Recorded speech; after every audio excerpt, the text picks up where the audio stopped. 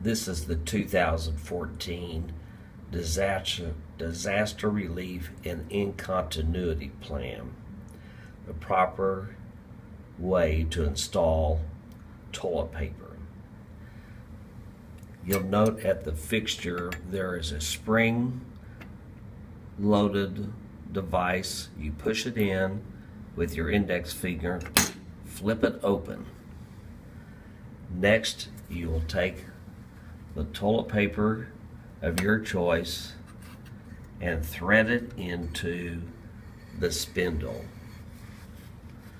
Notice that the lead edge is pointing down for proper use.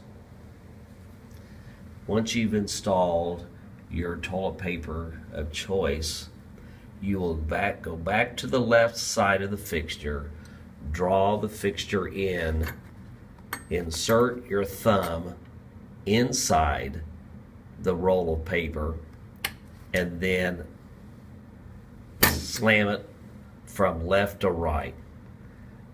That is the proper installation of toilet paper of your choice, again with the lead edge hanging down for proper use.